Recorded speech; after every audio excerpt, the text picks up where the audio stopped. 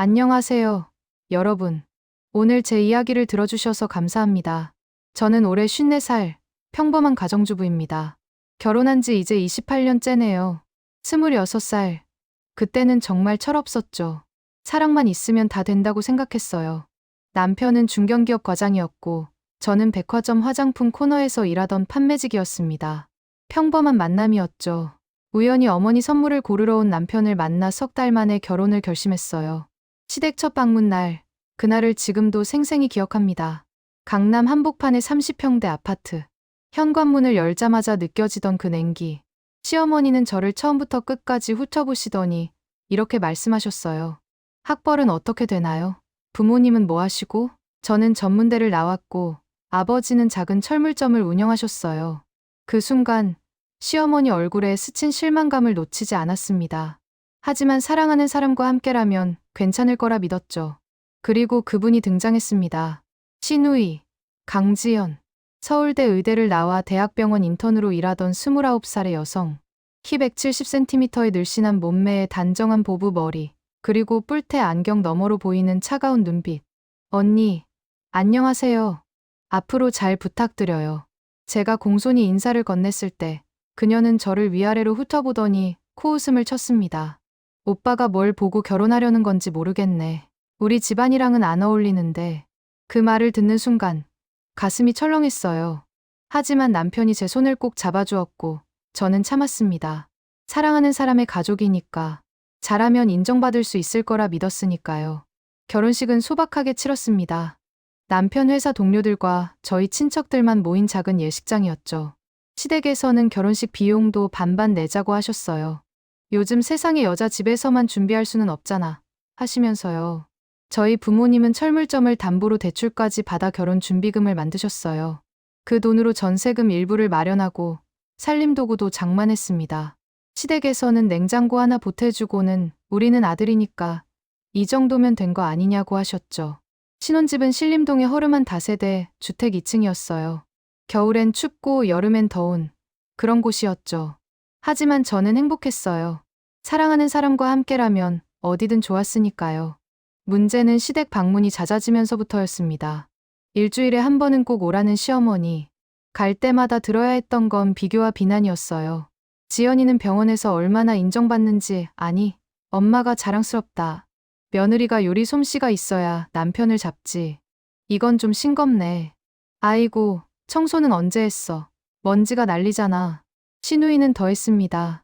방문할 때마다 저를 무시하는 듯한 말투로 일관했죠. 언니, 이번 주 병원 당직이라 못 올 것 같아요. 언니가 어머니 좀 잘 모셔드려요. 제가 바쁘니까요. 바쁜 건 이해합니다. 의사라는 직업이 힘든 것도 알아요. 하지만 그 말투, 저를 하인 취급하는 듯한 그 태도는 참기 힘들었습니다. 그래도 참았어요. 남편을 사랑했고 이 가정을 지키고 싶었으니까요. 시간이 지나면 나아지겠지. 내가 더 잘하면 인정받을 수 있을 거야. 그렇게 스스로를 다독이며 하루하루를 버텼습니다. 그리고 1년 후 처사이를 임신했어요. 딸이었습니다. 출산의 고통은 말로 표현할 수 없을 정도였지만 아기를 처음 안았을 때의 그 감동은 지금도 잊을 수 없습니다. 하지만 시댁의 반응은 차가웠어요. 아들을 낳아야 대를 잇지. 딸은 뭐하러 낳아. 시어머니의 그 한마디가 제 가슴에 대못을 박았습니다. 신우이는 병원 일이 바쁘다며 산후조리원에 한 번도 오지 않았어요. 남편은 회사 일로 바빴고 친정어머니가 와서 저를 돌봐주셨죠. 2년 후 둘째를 낳았어요. 아들이었습니다. 그제야 시댁 분위기가 조금 풀렸죠.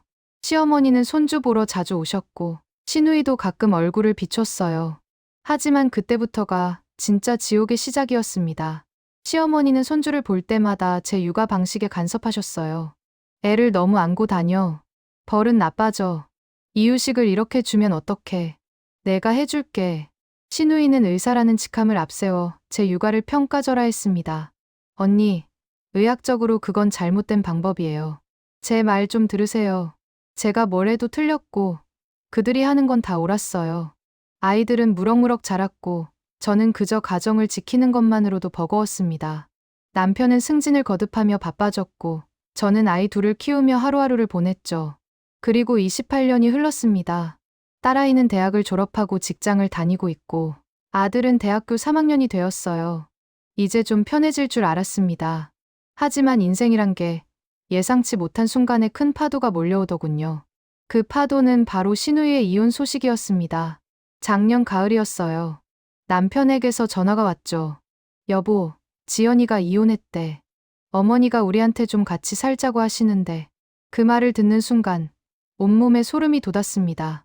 아니, 신우이가 우리 집에? 강지연은 10년 전 같은 병원 정형외과 교수와 결혼했어요. 그 교수는 서울대 의대 동기였고 집안도 좋았죠. 시댁에서는 그야말로 축제 분위기였습니다. 역시 우리 지연이야. 의사의 교수 사위까지. 완벽해. 결혼식은 호텔에서 성대하게 치렀어요. 저희 결혼식과는 비교도 안 될 정도로 화려했죠.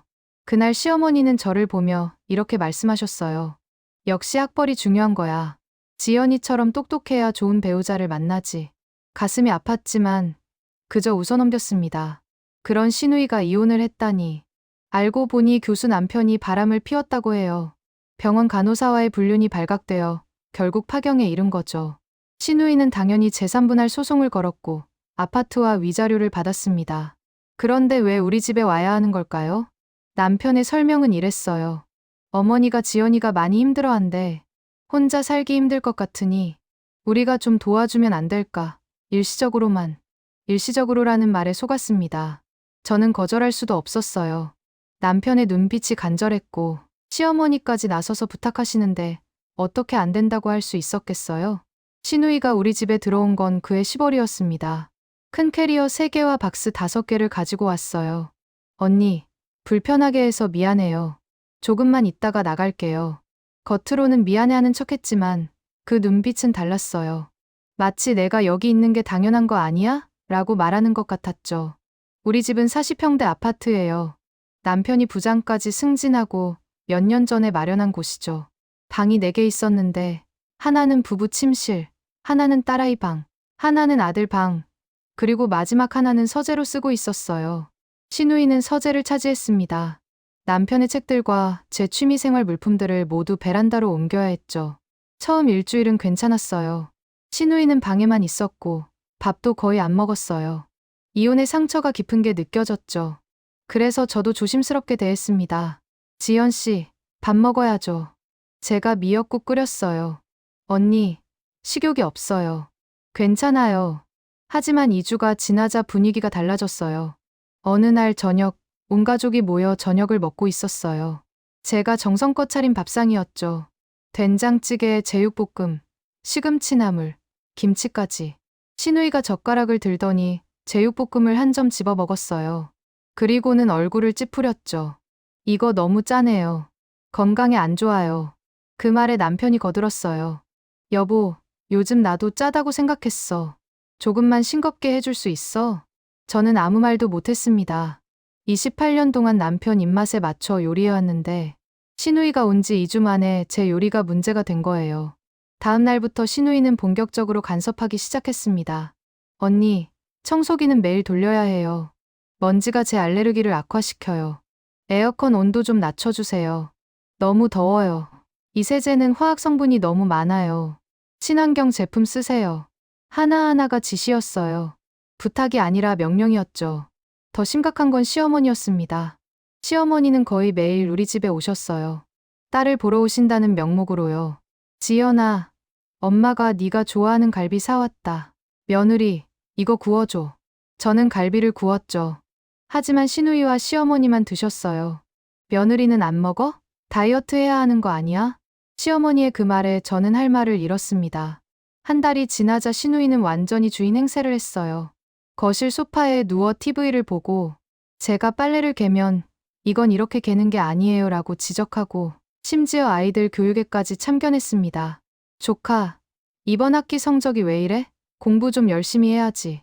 대학생 아들이 어떻게 대답해야 할지 몰라 눈치만 보는 모습을 보면서 저는 분노가 치밀어 올랐어요. 그래도 참았습니다. 남편에게 말해봤지만 조금만 이해해줘. 지연이도 힘들잖아 라는 대답만 돌아왔죠. 2개월째 제 인내심은 한계에 다다르고 있었습니다. 그리고 그날이 왔습니다. 평생 잊지 못할 그 토요일 오후. 그날은 토요일이었어요. 아침부터 비가 추적추적 내리는 날씨였죠. 저는 일찍 일어나 집안 청소를 시작했습니다. 거실 청소, 화장실 청소, 베란다 정리까지. 온몸이 땀으로 흠뻑 젖을 때까지 일했어요. 신우이는 아침 10시가 넘어서야 방에서 나왔습니다. 허름한 잠옷차림에 헝클어진 머리로요. 언니, 커피 있어요? 저는 아무 말 없이 커피를 타드렸죠. 신우이는 거실 소파에 앉아 휴대폰만 들여다봤어요. 점심시간이 다가왔습니다. 저는 부엌에서 뚝배기 불고기를 준비하고 있었어요. 남편이 좋아하는 메뉴였죠. 고기를 재우고, 야채를 썰고, 국물을 내느라 정신이 없었습니다. 그때 현관문이 열렸어요. 시어머니였습니다. 어머니, 어떻게 오셨어요? 지연이 보러 왔지. 우리 딸 잘 있나 싶어서. 시어머니는 거실로 들어가 신우이 옆에 앉으셨어요. 모녀가 다정하게 이야기를 나누는 모습이 보였죠. 저는 계속 요리를 했습니다. 30분쯤 지나서 상을 차리고 가족들을 불렀어요. 밥 먹어요. 남편과 아들이 식탁에 앉았고 시어머니와 시누이도 자리를 잡았습니다. 딸아이는 친구를 만나러 나갔고 우리 다섯이서 밥을 먹게 됐죠. 불고기 냄새가 식탁 위로 퍼졌습니다. 저는 모두의 그릇에 밥을 퍼주고 반찬을 골고루 담아드렸어요. 시누이가 불고기를 한 젓가락 집어 먹더니 또 그 말을 했습니다. 언니, 이것도 짜네요. 제가 지난번에 말씀드렸잖아요. 그 순간 제 손이 멈췄어요. 하지만 꾹 참고 아무렇지 않은 척 대답했죠. 아, 그랬어요? 다음부턴 조심할게요. 시어머니가 거들었어요. 지연이 말이 맞아.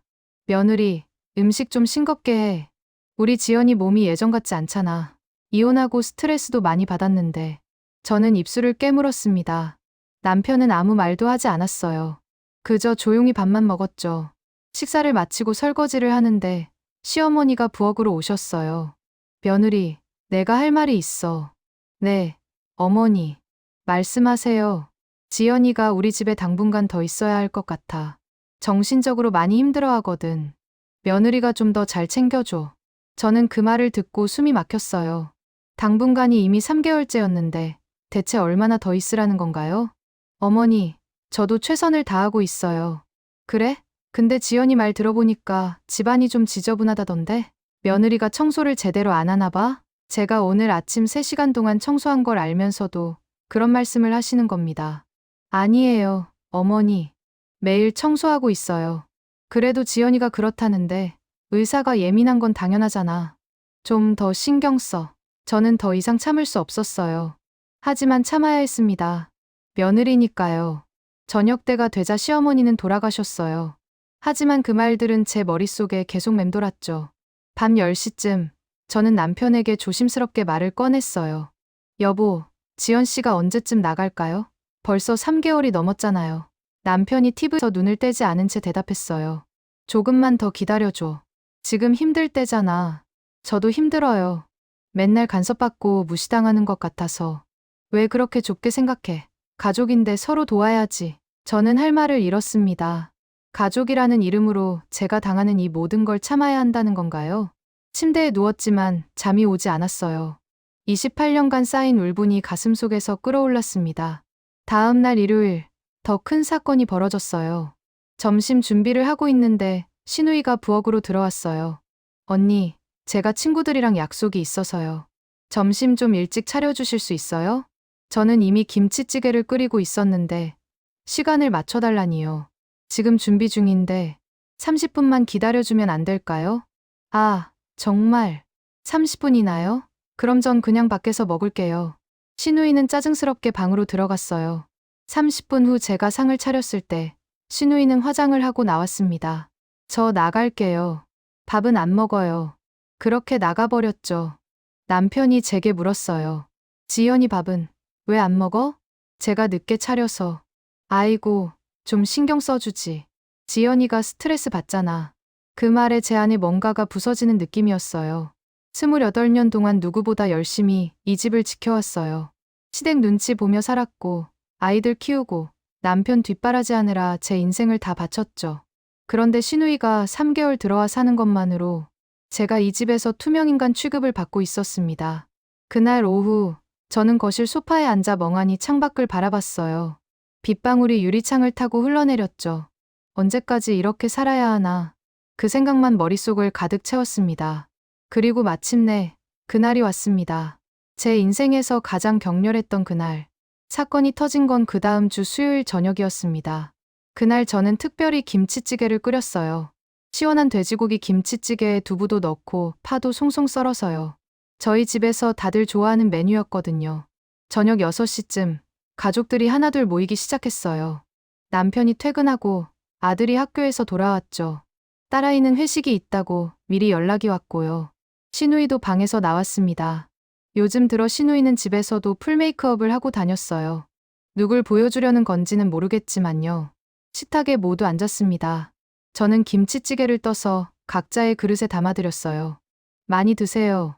남편이 한 숟가락 떠먹더니 엄지를 치켜 세웠어요. 오늘 찌개 맛있네. 오랜만에 제대로 된 것 같아. 그 말에 저는 기분이 좋아졌죠. 28년 만에 처음 듣는 칭찬 같았거든요. 아들도 맛있게 먹었어요. 엄마 김치찌개 진짜 최고야. 그런데 시누이가 숟가락을 놓았어요. 이거 너무 짜네요. 그리고 너무 맵고. 저는 속으로 한숨을 쉬었어요. 또 시작이구나. 지연 씨, 제 입맛엔 딱 맞는데. 입맛이 다르나 봐요. 언니, 저 의사예요. 의학적으로 이렇게 짜고 매운 음식은 위장에 안 좋다고요. 특히 저녁에는 더욱 그렇고요. 남편이 옆에서 거들었어요. 여보, 지연이 말도 맞아. 요즘 건강 프로그램 보니까 싱겁게 먹는 게 좋대. 저는 숟가락을 내려놨습니다. 그럼 따로 끓여드릴까요? 아니에요. 됐어요. 전 그냥 김치만 먹을게요. 시누이는 김치통에서 김치를 꺼내 그릇에 담았어요. 그리고 한 점 집어먹더니 또 그 표정을 지었습니다. 이 김치는 또 왜 이렇게 짜요? 언니, 시어머니가 담그신 김치가 훨씬 맛있는데 그거 좀 얻어올 수 없어요? 그 말을 듣는 순간 제 안에서 뭔가가 부글부글 끓어올랐어요. 이 김치는 제가 한 달 전에 직접 담근 거예요. 배추 30포기를 다듬고 양념을 만들고 이틀 동안 허리가 끊어지도록 김장을 했던 김치입니다. 이 김치 제가 담근 거예요. 알아요. 그래서 말하는 거예요. 시어머니 김치가 더 맛있잖아요. 저는 참았어요. 꾹꾹 눌러 담으며 참았죠. 하지만 시누이는 멈추지 않았어요. 진짜 언니는 요리 실력이 왜 이래요? 결혼한 지가 얼마나 됐는데 아직도 이 정도밖에 못해요? 오빠가 불쌍하네. 그 순간 남편이 웃으며 말했어요.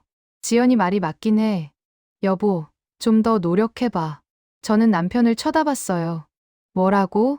28년간 당신 밥을 해주고 빨래를 해주고 집안일을 도맡아 하고 아이들을 키우고 시댁 눈치 보며 살아온 제게 더 노력하라고? 아들마저도 한마디 거들었어요. 엄마, 고모 말도 일리 있어. 요즘 음식이 좀 짜긴 해. 그 순간 제 머릿속이 하얘졌어요. 시누이가 김치를 집어먹으며 또 한마디 했죠. 진짜 이런 짠 김치는 처음이에요. 혈압 올라가겠네. 그리고는 제 앞에 있던 김치 한 점을 집어서 제 얼굴에 던졌습니다. 이런 거 먹으라고 주지 마세요. 김치가 제 뺨에 부딪히며 국물이 튀었어요. 매운 양념이 얼굴에 묻었고 식탁보에도 국물이 흘렀죠. 순간 시간이 멈춘 것 같았어요. 남편과 아들이 놀라서 쳐다봤지만 아무도 움직이지 않았습니다. 저는 천천히 손을 들어 뺨에 묻은 김치를 닦았어요. 손가락 끝에 묻은 빨간 양념을 보며 생각했죠. 아, 끝났구나.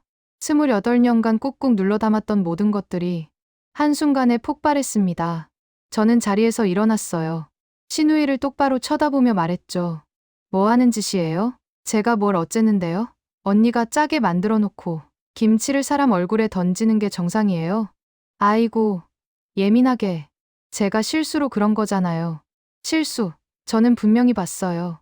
시누이가 김치를 집어서 일부러 제 얼굴에 던진 거려. 남편이 중재하려 했어요. 여보, 진정해. 지연이도 실수한 거잖아. 당신 눈엔 그게 실수로 보여요? 왜 그렇게 호들갑이야? 김치 좀 튄 걸 가지고. 그 말에 저는 웃음이 나왔어요. 자조적인, 슬픈 웃음이었죠. 28년간 이 남자를 위해 살아왔는데 이 남자는 제가 김치를 얼굴에 맞고도 호들갑이라고 하네요. 시누이가 얄밉게 웃으며 말했어요. 언니, 너무 예민하게 굴지 마세요. 제가 어머니한테 말씀드려야겠네요. 요즘 언니가 왜 이렇게 신경질적인지. 그 순간 제 안에서 28년간 쌓였던 모든 게 터졌습니다. 제가 앞에 있던 김치통을 집어들었어요. 뭐 하는 거예요? 남편이 놀라서 물었지만 저는 이미 돌아설 수 없었어요. 김치통을 들고 신우이 앞으로 다가갔습니다. 실수라고요. 좋아요. 저도 실수 한번 해볼게요. 그리고 김치통을 신우이 머리 위에 부어버렸습니다. 빨간 김치 국물이 신우이의 머리 위로 쏟아졌어요.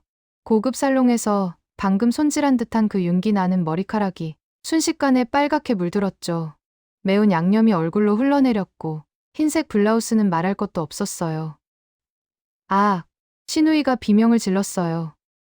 미쳤어요? 언니가 지금 뭐 하는 거예요? 저는 빈 김치통을 식탁에 내려놓으며 조용히 말했습니다. 제가 미쳤나 봐요. 28년 동안 참고 살다가 남편이 황급히 일어나 신우이한테 달려갔어요. 지연아, 괜찮아. 어디 대인데 없어? 아들도 당황한 표정으로 자리에서 일어났죠. 엄마, 이게 무슨 짓이에요? 저는 아들을 보며 씁쓸하게 웃었어요. 내가 봐도 고모가 먼저 내 얼굴에 김치를 던진 건 안 보이니? 그래도 엄마가 어른인데 이렇게까지 하면 어떡해요? 어른. 참 좋은 말이죠. 28년 동안 저는 며느리니까 참아야 했고, 엄마니까 희생해야 했고, 어른이니까 이해해야 했어요. 하지만 저도 사람이에요. 사람. 신우이가 화장실로 뛰어가며 울부짖었어요.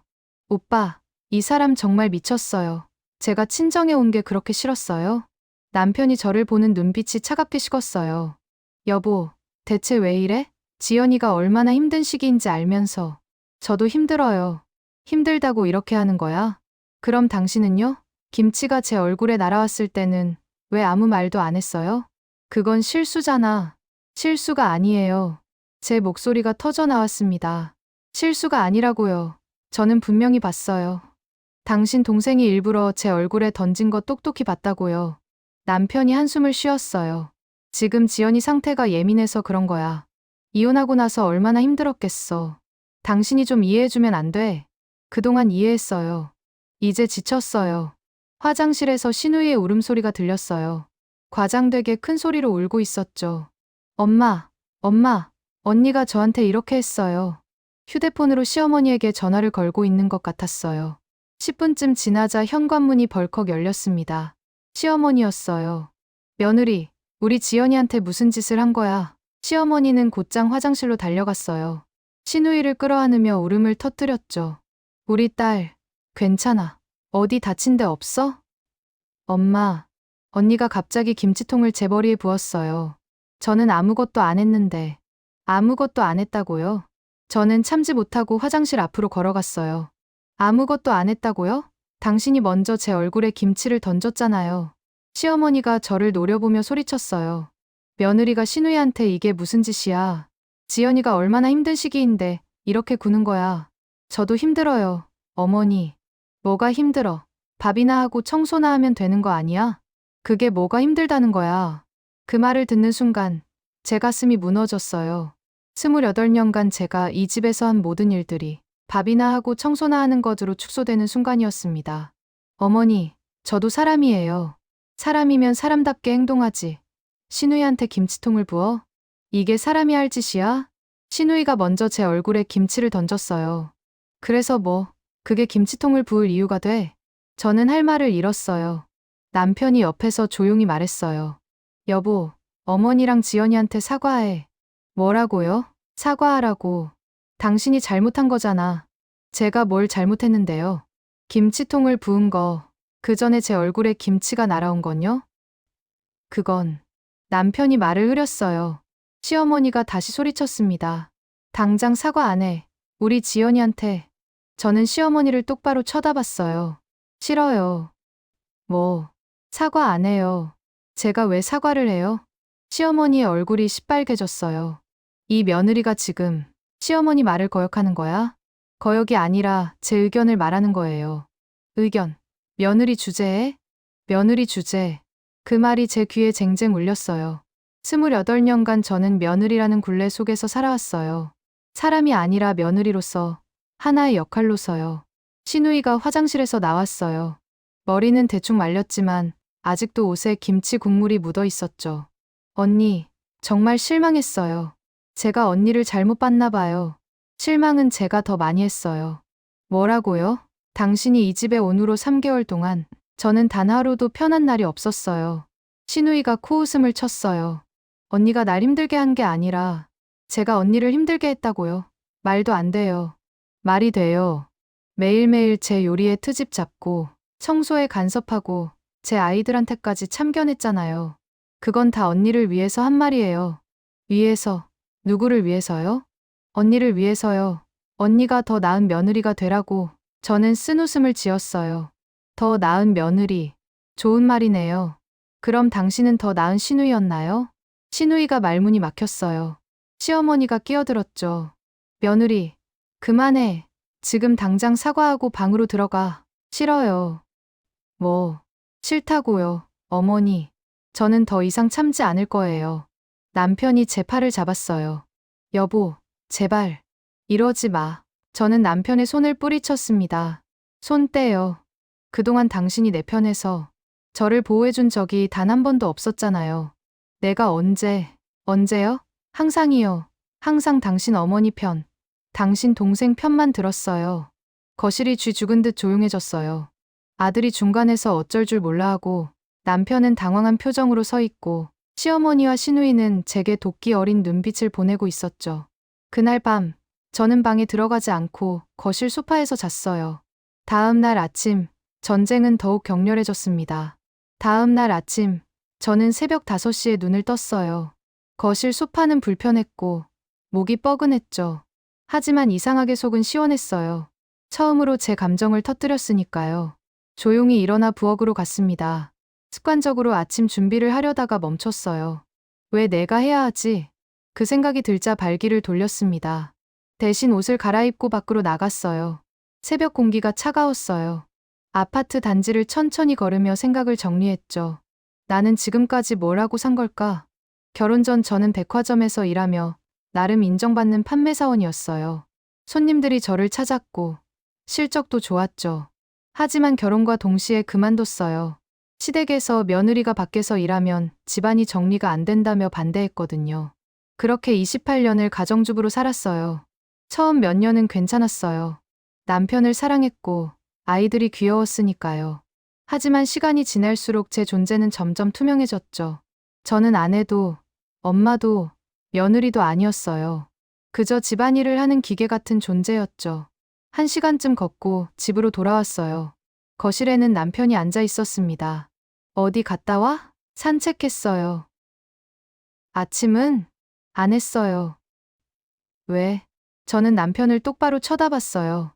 어제 일에 대해서 사과받고 싶어요. 사과? 네. 당신이 제 편을 들지 않은 것.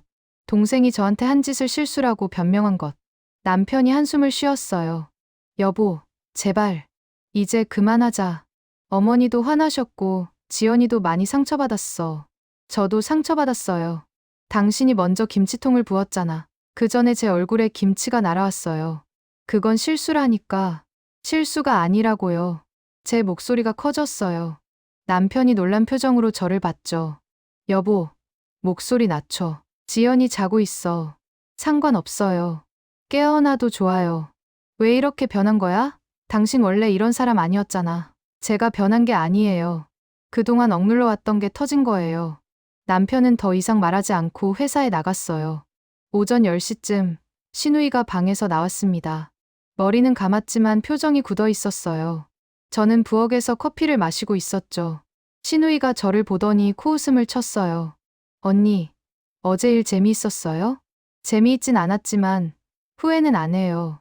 후회 안 해요? 정말 대단하시네요. 당신도 후회 안 해요? 제가 왜요? 저는 아무 잘못도 안 했는데요. 저는 커피잔을 내려놓았어요. 지연 씨, 솔직하게 이야기해봐요.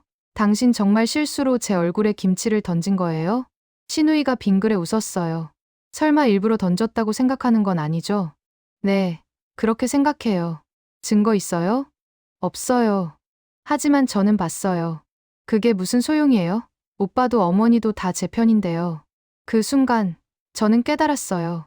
이 사람이 처음부터 의도적으로 그런 거였구나. 시누이가 계속 말했어요.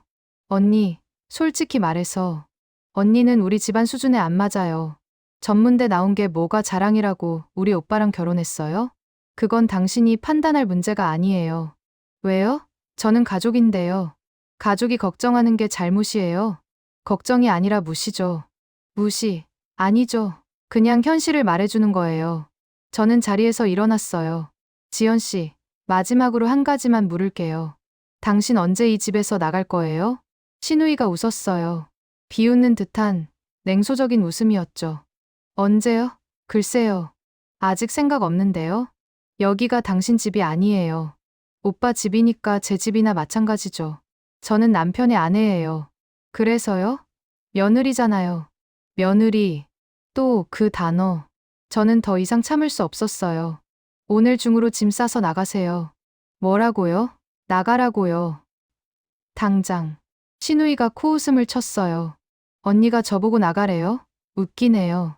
여기 오빠 집인데요? 언니가 무슨 권리로? 저는 이 집 주인이에요. 제 목소리가 거실에 울렸어요. 주인. 며느리가 무슨 주인이에요? 법적으로 이 집은 남편과 제 공동명의예요. 그러니까 저도 주인이에요. 신우이의 표정이 굳었어요. 그래서요? 그게 뭐가 어쨌다고요? 당신이 여기 있는 게 제 동의 없이는 불가능하다는 거죠. 오빠가 허락했는거려. 제가 허락 안 했어요. 신우이가 비웃었어요. 언니, 그런 식으로 나오면 어머니한테 말씀드릴 거예요. 말씀드려요. 저도 할 말 많아요. 그날 오후 시어머니가 다시 오셨어요. 하지만 이번에는 제가 먼저 말했습니다. 어머니, 지연 씨가 다른 곳에서 사는 게 좋을 것 같아요. 시어머니가 버럭 소리를 질렀어요. 며느리가 감히. 어머니, 저도 한계가 있어요. 3개월 동안 참았지만 이제는 못 참겠어요. 참을 게 뭐가 있어? 딸 하나 걷어주는 게 그렇게 힘들어? 네, 힘들어요. 이 며느리가 지금. 어머니, 저는 처음으로 시어머니 말을 끊었어요. 저도 사람이에요. 며느리지만 사람이에요. 시어머니가 말문이 막혔어요. 저는 28년 동안 이 집을 지켰어요. 남편을 뒷바라지하고 아이들을 키우고 시댁 눈치 보며 살았죠. 그게 며느리 도리잖아. 도리요? 그럼 시누이 도리는 뭐예요? 뭐, 시누이는 올케를 존중할 의무가 없나요? 제 얼굴에 김치를 던져도 되나요? 시어머니가 할 말을 잃었어요. 저는 계속 말했습니다. 어머니, 저는 더 이상 못 참아요. 지연 씨가 나가지 않으면 제가 나갈 거예요. 뭐, 이혼하겠어요. 그 말에 거실이 조용해졌어요. 시어머니가 눈을 크게 뜨고 저를 봤죠. 이혼? 며느리가 감히 이혼을 입에 담아? 네. 이대로는 못 살겠어요. 신우이가 옆에서 낄낄거렸어요. 언니, 이혼하면 뭐가 남는데요? 나이 50이 넘어서 어디 가서 뭘 하려고요? 저는 신우이를 똑바로 쳐다봤어요. 그건 제가 알아서 할 일이에요. 당신이 걱정할 문제가 아니고요. 그날 저녁, 남편이 퇴근하자마자 저를 불렀어요. 둘이서 방에 들어가 이야기를 나눴죠. 남편이 한숨을 쉬며 물었어요. 여보, 진심이야? 이혼하겠다는 거? 당신이 선택해요. 저냐? 신우이냐? 왜 그런 선택을 하라고 하는 거야? 당신이 결정해야죠. 아내와 살 건지, 동생과 살 건지. 남편은 한참 동안 말이 없었어요. 그리고 마침내 입을 열었습니다. 알았어. 지연이한테 나가라고 할게. 그 말을 듣는 순간 제 눈에서 눈물이 흘렀어요. 28년 만에 처음으로 남편이 제 편을 들어준 순간이었습니다. 남편이 제 편을 들기로 한 그날 밤, 저는 오랜만에 편안하게 잠들 수 있었어요. 다음 날 아침, 남편이 신우이를 불렀습니다. 지연아, 우리 좀 이야기하자. 신우이는 여전히 자신만만한 표정이었어요. 왜요, 오빠? 너, 다른 곳에서 사는 게 어떨까? 신우이의 얼굴이 굳었어요. 오빠가 지금 저보고 나가래요? 그게 아니라, 너도 이제 정리할 때가 된 것 같아서. 오빠, 설마 말 들은 거예요? 남편이 난처한 표정을 지었어요. 지연아, 이해해줘. 여기는 내 아내도 사는 집이야. 저는 오빠 동생인데요. 친정인데 왜 눈치를 봐야 해요? 그래도, 신우이가 울음을 터뜨렸어요. 오빠도 이제 저를 버리는 거예요? 이혼하고 이렇게 힘든데. 남편이 당황했지만 이번에는 마음을 굳힌 것 같았어요. 지연아, 미안해. 하지만 너도 이제 독립할 때가 됐어. 독립이요? 제가 혼자 살 수 있을 것 같아요. 너 재산분할로 아파트 받았잖아. 그리고 병원도 다시 다니기로 했고. 신우이가 눈물을 뚝뚝 흘렸지만 이번에는 남편도 저도 흔들리지 않았어요. 결국 신우이는 일주일 후에 이사를 나갔습니다. 짐을 싸는 동안 신우이는 저를 한 번도 쳐다보지 않았어요. 시어머니도 와서 짐 싸는 걸 도와주면서 저를 원망하는 눈빛으로 쳐다봤죠. 며느리, 나중에 후회할 거야. 시어머니가 마지막으로 그 말을 남기고 가셨어요. 신우이가 떠난 다음 날 집이 텅 빈 것 같았어요. 하지만 동시에 숨통이 트이는 느낌이었죠. 저는 서재를 다시 정리하기 시작했어요. 남편의 책들을 제자리에 놓고 제가 좋아하는 그림 액자도 걸었죠. 남편이 퇴근하고 와서 그 모습을 보더니 말했어요. 여보, 미안해. 뭐가요? 그동안 당신 힘들게 한 거. 나는 가족 간에 원만하게 지내는 게 최선인 줄 알았어. 알아요. 앞으로는 당신 편에 설게. 그 말을 듣는 순간 쌓였던 서러움이 한꺼번에 터져 나왔어요. 저는 남편의 품에 안겨 한참을 울었습니다. 다음 주부터 저는 변화를 시도했어요. 먼저 헬스장에 등록했어요. 50 넘어서 뭘 하냐고요? 아니에요. 이제부터가 시작이에요. 주 3회 헬스장에 다니며 몸을 단련했죠. 처음엔 힘들었지만 점점 몸이 가벼워지는 게 느껴졌어요. 그리고 오래전에 그만뒀던 취미생활도 다시 시작했어요. 저는 원래 서예를 좋아했거든요. 결혼 전에는 주말마다 서예 학원에 다녔었죠. 근처 문화센터에 서예 강좌를 신청했어요. 먹 냄새를 맡으며 붓을 잡으니 마음이 차분해지는 느낌이었죠. 그리고 제일 중요한 건 일자리를 알아보기 시작한 거예요. 28년 동안 경력이 단절됐지만 백화점 판매 경력은 여전히 유효했어요. 동네 화장품 가게에서 파트타임 일자리를 구했어요. 주 3일, 하루 5시간씩 일하는 자리였죠. 첫 출근 날 떨렸어요. 쉰넷 나이에 다시 일을 시작한다는 게 부끄럽기도 하고 두렵기도 했죠.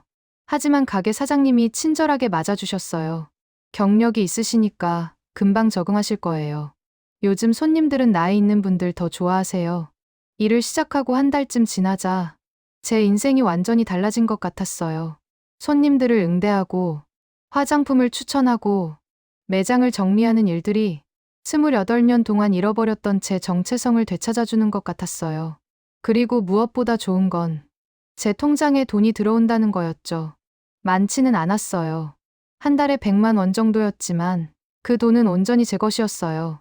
처음으로 생긴 제 돈으로 저는 새 옷을 샀어요. 28년 동안 저는 항상 새일 옷만 샀었죠. 가족들 옷 사고 나면 제 옷 살 돈이 없었거든요. 하지만 이번에는 달랐어요. 제가 좋아하는 디자인의 원피스를 샀고 예쁜 구두도 샀어요. 옷을 입고 거울을 보는데 눈물이 났어요. 나도 이렇게 예쁠 수 있었구나. 남편도 변했어요. 퇴근하면 설거지를 도와주고 주말에는 같이 장을 보러 가고 저녁에는 함께 TV를 보며 이야기를 나눴죠. 그리고 무엇보다 제 이야기를 경청해 주었어요. 오늘 가게에서 이런 일이 있었어. 그래? 재미있었겠다. 응. 한 손님이 내가 추천한 제품 사고 너무 좋다고 다시 찾아왔어. 당신 정말 판매 능력 있나 봐. 그런 사소한 대화들이 저를 행복하게 만들었어요. 시어머니는 한동안 연락이 없으셨어요. 아마 제게 화가 많이 나신 것 같았죠. 하지만 저는 괜찮았어요. 28년 동안 시댁 눈치를 보며 살았는데 이제는 제 삶을 살 거니까요. 2달쯤 지나서 시어머니에게서 전화가 왔어요. 며느리, 그동안 어떻게 지냈니? 목소리가 전보다 부드러워진 것 같았어요. 잘 지내요, 어머니. 지연이가 요즘 혼자 잘 지내고 있더구나. 그렇군요. 며느리, 내가 그동안 너한테 좀 심했던 것 같다. 저는 깜짝 놀랐어요. 시어머니가 사과를 하시다니요. 어머니, 아니야. 내가 잘못했어. 며느리 입장은 생각 안 하고 지연이 편만 들었던 것 같아. 눈물이 났어요. 28년 만에 처음 듣는 사과였거든요. 괜찮아요, 어머니. 다음 주에 집에 들를게. 며느리가 좋아하는 약과 사갈게. 전화를 끊고 저는 한참을 울었어요. 행복한 눈물이었죠. 아들이 방에서 나와 저를 봤어요. 엄마, 요즘 많이 달라지셨어요. 그래, 어떻게? 더 밝아지신 것 같아요. 그리고 예뻐지셨어요. 아들의 그 말에 저는 미소를 지었습니다. 그래요. 저는 달라졌어요. 더 이상 참고만 사는 며느리가 아니라 제 삶을 사는 한 명의 여자로요. 그날의 사건으로부터 6개월이 지났어요. 지금 저는 화장품 가게에서 정직원으로 일하고 있어요. 사장님이 제 근무 태도를 높이 평가해 주셔서 파트타임에서 정직원으로 전환해 주셨죠. 월급도 올랐고 이제는 제 명의로 작은 적금도 들고 있어요. 많은 게 변했어요. 남편과의 관계도 그 어느 때보다 좋아졌죠. 우리는 이제 진짜 부부가 된 것 같아요. 일방적으로 제가 희생하는 관계가 아니라 서로를 존중하고 배려하는 관계로요. 아이들도 제 변화를 긍정적으로 받아들였어요. 딸아이는 이렇게 말했어요. 엄마, 저도 엄마처럼 당당하게 살고 싶어요. 아들도 달라졌어요. 엄마, 제가 잘못 생각했던 것 같아요. 고모가 먼저 잘못한 거였는데 엄마한테 뭐라고 해서 죄송해요. 아이들의 말에 저는 가슴이 뭉클했죠. 신우이는 가끔 남편에게 연락을 해요. 병원에 다시 복직했고 혼자 사는 것도 적응했다고 하더군요. 한 번은 남편이 제게 물었어요.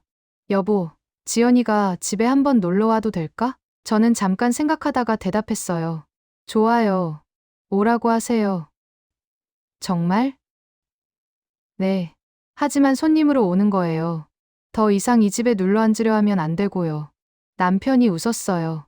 당신 정말 강해졌네. 강해진 게 아니라 원래 제 모습을 찾은 거예요. 신우이가 우리 집에 놀러 온 날 분위기는 어색했지만 그래도 평화로웠어요. 신우이가 조심스럽게 말을 건넸어요. 언니, 그때는 제가 잘못했어요. 저는 놀랐어요. 제가 너무 힘들어서 다른 사람들한테 화풀이를 한 것 같아요. 알아요. 미안해요. 괜찮아요. 이제 다 지난 일이에요. 우리는 어색하게 차를 마셨어요. 예전처럼 친해지기는 힘들겠지만 그래도 서로를 존중하며 지낼 수는 있을 것 같았죠. 시어머니도 변하셨어요. 이제는 오실 때마다 제 눈치를 보세요. 며느리, 내가 이거 해도 돼. 며느리, 이거 내가 잘못한 거 아니지? 웃기죠? 28년 동안 제가 시어머니 눈치를 봤는데 이제는 반대가 됐어요. 하지만 저는 시어머니를 예전처럼 대했어요. 공손하게, 하지만 당당하게요. 어느 일요일 오후, 저는 서재에 앉아 서예를 하고 있었어요. 붓에 먹을 적셔 한 글자 한 글자 써내려갔죠. 인생은 50부터다. 그 글귀를 쓰면서 미소를 지었어요. 정말 그런 것 같아요. 26에 결혼해서 54이 되기까지 28년, 저는 남의 인생을 살았어요. 며느리로서, 엄마로서, 아내로서. 하지만 이제는 달라요. 저는 저로서 살아가고 있어요. 늦었지만 아직 늦지 않았어요. 앞으로 제게 남은 30년, 40년을 저는 제 방식대로 살 거예요. 더 이상 누구의 눈치를 보지 않고, 더 이상 제 감정을 억누르지 않고요. 당신도 그럴 수 있어요. 지금이 50살이든 60살이든 심지어 70살이든 상관없어요. 변화는 언제든 가능하니까요. 다만 용기가 필요할 뿐이에요. 저처럼 한계를 넘어서는 용기, 저처럼 나 자신을 위해 일어서는 용기요. 가족은 소중해요. 하지만 가족이라는 이름으로 내가 무시당하고 학대받아서는 안 돼요. 사랑하는 사람들과 함께 살되 나 자신을 잃어서는 안 되는 거죠. 그게 제가 28년간의 결혼 생활에서 배운 가장 큰 교훈이에요. 창밖으로 저녁 노을이 보여요. 주황빛으로 물든 하늘이 참 아름답네요. 마치 제 인생의 새로운 시작을 축복해주는 것만 같아요. 남편이 부엌에서 설거지를 하는 소리가 들려요. 예전엔 상상도 못했던 모습이죠. 저는 붓을 놓고 일어났어요. 남편에게 다가가 뒤에서 안아주었죠. 여보, 고마워요. 뭐가? 내 편이 돼줘서. 남편이 제 손을 꼭 잡아. 나야말로 고마워. 당신이 있어서 내가 변할 수 있었어. 우리는 그렇게 한참을 서 있었어요. 30년 가까이 함께 살았지만 이렇게 편안한 순간은 처음이었죠. 이제 저는 알아요. 행복은 멀리 있는 게 아니라는 걸. 나를 존중하고, 나를 사랑하고, 나를 위해 일어설 때 비로소 진짜 행복이 찾아온다는 거요. 여러분은 이 이야기를 들으시고 어떤 생각이 드셨나요? 혹시 저와 비슷한 상황에 계신가요? 아니면 주변에 이런 어려움을 겪는 분이 계신가요? 저는 이 이야기를 통해 한 가지만 말씀드리고 싶어요. 인생은 참는 것이 미덕이 아니라는 것. 때로는 폭발하고, 때로는 거절하고, 때로는 나를 위해 선택해야 한다는 것. 그게 이기적인 게 아니라 자기 자신을 존중하는 거라는 거예요. 여러분도 용기를 내세요. 지금 이 순간부터라도 당신 자신을 위한 선택을 하세요. 늦었다고 생각하지 마세요. 지금이 가장 빠른 때니까요. 이 이야기가 여러분께 작은 위로와 용기가 되었으면 좋겠어요. 여러분의 이야기도 듣고 싶어요. 댓글로 여러분의 생각을 나눠주세요. 여러분이라면 이런 상황에서 어떻게 하셨을까요? 그리고 여러분의 사연도 추천해주세요. 여러분의 이야기를 들려주시면 제가 정성껏 만들어드리겠습니다. 이 영상이 도움이 되셨다면 구독과 좋아요, 알림 설정 부탁드려요. 여러분 모두 행복하시길 바랍니다. 감사합니다.